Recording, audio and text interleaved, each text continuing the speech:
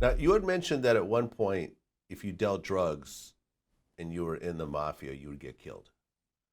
Uh, was that, you know, just for a certain amount of time? Because the mafia definitely was involved in drugs at various different times. You know, the night that I was straightened out, Halloween night, 1975, I was told straight out, if we dealt with drugs, we'd die. And throughout my tenure in that life, that's what I was told. We were never allowed to get involved with drugs. And I remember one time somebody approached me with, they had 3 truckloads of pot, marijuana.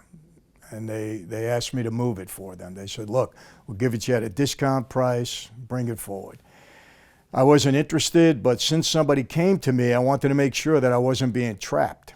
So I went and I put it on record with my boss at the time. And I said, look, I'm not interested in this, but somebody brought it to me. And before anybody hears anything differently, I'm bringing it to you. I'm not interested. I'm not going to do anything with it, but I'm just letting you know it's available. And I was told at that point in time, straight out, we're not getting involved in it. Just chase the guy away. Don't get involved. So, and that was in the early 80s. So, you know, up till my time that I left that life, there was no involvement with drugs, at least with our family. Now, I knew that other guys were doing it, but I knew they were doing it undercover. They weren't doing it out in the open. And if you asked them about it, they denied it. So. Right, but in the earlier times, during like the the Gigante era and so forth, they were dealing a lot of drugs, right? During like the 60s and 70s. You know, I'm watching. I just watched the series The Godfather of Harlem, and I'm seeing. Right.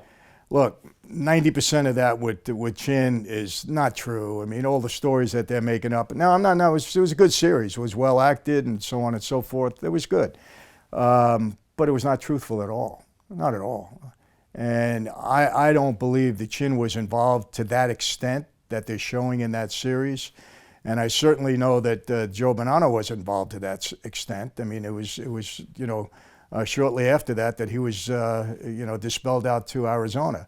So there was a lot that's made up there, and it's going to lead people to believe that we were major drug traffickers at the time. I don't believe a lot of that was true. As a matter of fact, I know for a fact a lot of it wasn't true. So. I don't know where that's going to lead in people's minds. Okay, but you actually knew Chin Gigante. I did. Okay, so what kind of person was he? Well, you know, Chin was a guy that he didn't care who you were, you know, what position you had in that life. If he didn't want to meet up with you, he wouldn't. He happened to like my father, I heard, and I was very close with a guy by the name of Fritzy Giovanelli, who was under Chin.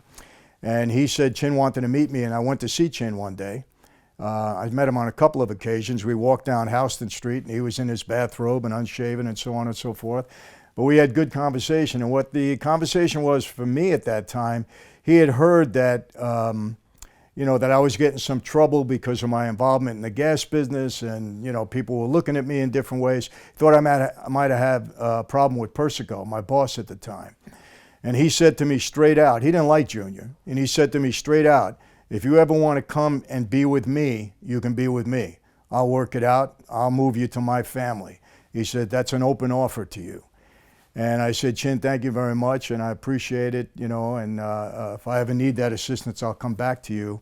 But it wasn't something that I was going to do. So with me, he was good. He was very lucid. You know, he wasn't crazy in any which way. So I had a good relationship with him. Does that ever happen that a person goes from one crime family to another officially? It's very rare, but it does happen, yes. It can happen. Huh. What's usually the situation around that?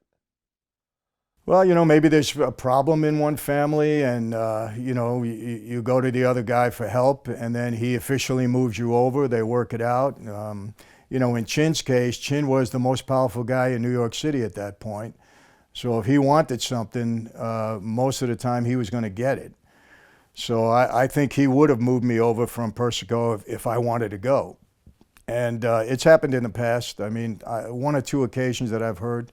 So yeah, it's not unheard of.